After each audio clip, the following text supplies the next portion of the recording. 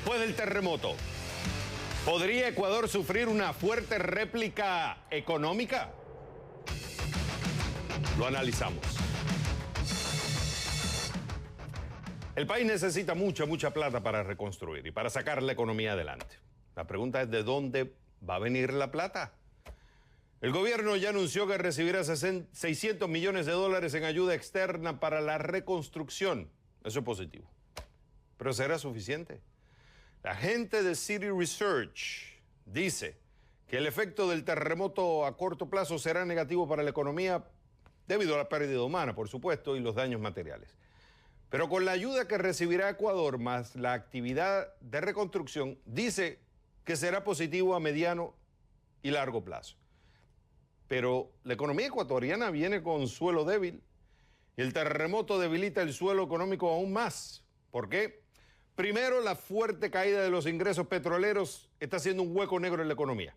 Cerca del 50% de los ingresos del gobierno provienen del petróleo. Cerca del 60% de los ingresos por exportación provienen del petróleo.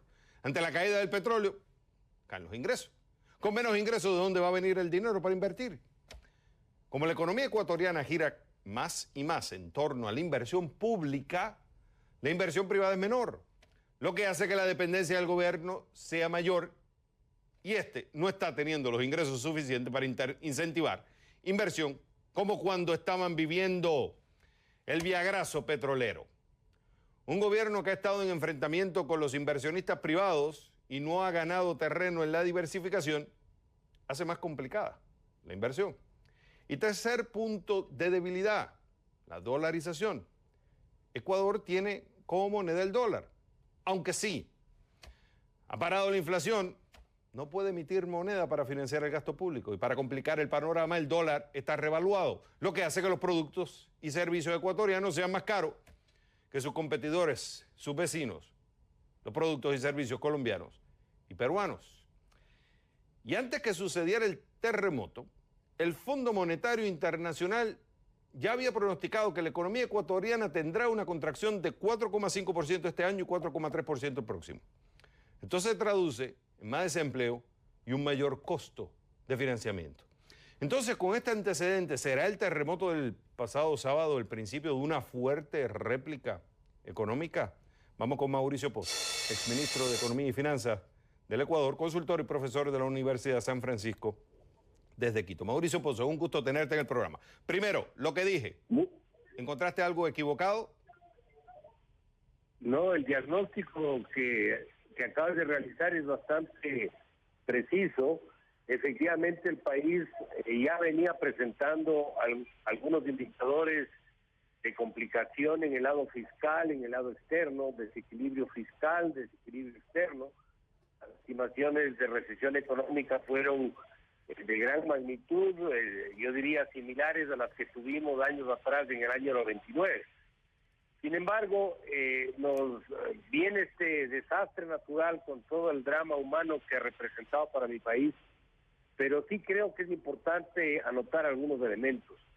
El mismo desorden fiscal que ha presentado el país en los últimos años, probablemente con este suceso abra el espacio para que el gobierno pragmatice un poco la política económica, no un poco, sino bastante, y de esa manera pueda priorizar el gasto de mejor forma, de tal suerte de poder destinar algo adicional de recursos para el problema que se nos ha venido con el terremoto.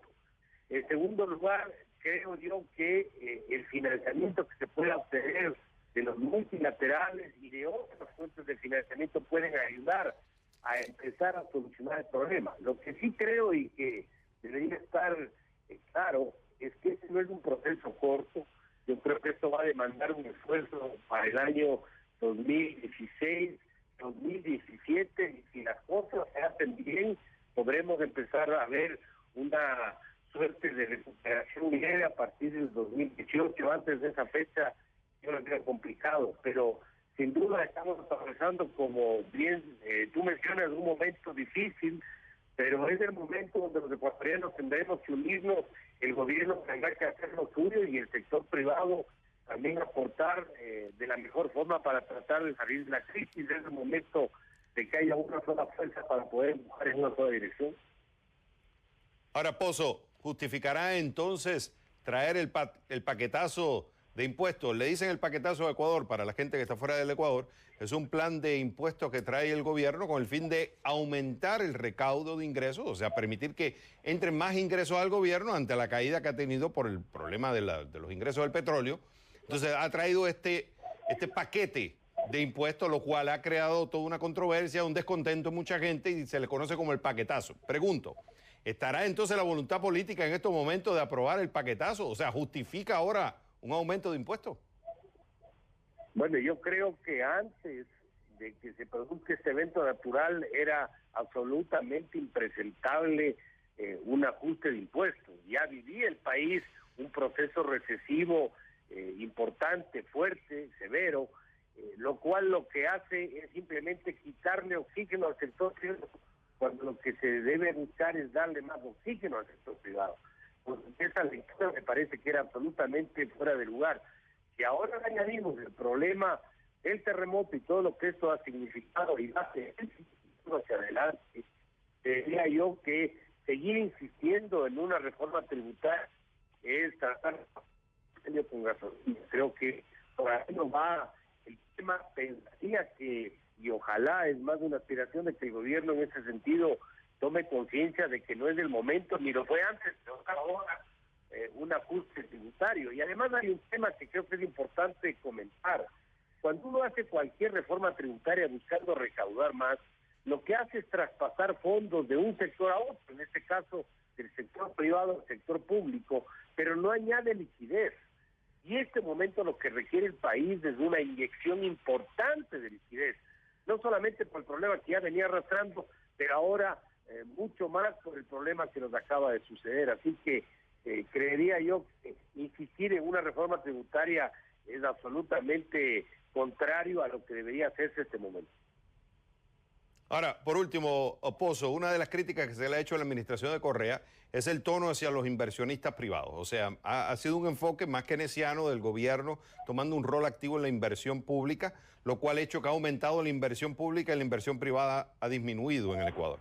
Con esto que está sucediendo y la necesidad de aumentar los ingresos y el cerrojo que tiene con el tema del dólar, ¿le conviene en estos momentos al gobierno cambiar el tono, el discurso hacia la empresa privada y buscar formas de buscar una conexión para ayudar así a aumentar la inversión en Ecuador, como es el caso que está sucediendo ahora en Argentina? Bueno, el Ecuador ha tenido un solo motor de crecimiento que ha sido, como bien tú mencionas, el gasto público. Es hora, y lo fue antes, ahora con mayor razón, de buscar que el sector privado participe de una manera más activa, la inversión privada nacional y extranjera, para ayudar a promover una reactivación económica. No buscar ese socio que es el sector privado para el crecimiento y el desarrollo me parece un contrasentido para el momento que estamos viviendo. Ojalá el gobierno se pragmatice, ojalá tome conciencia con lo que acaba de suceder y haga una política económica mucho más amigable con el sector privado para que ayude a ese sector a poder solventar el problema que estamos atravesando. Mauricio Pozo, fue un gusto haberlo tenido en el programa.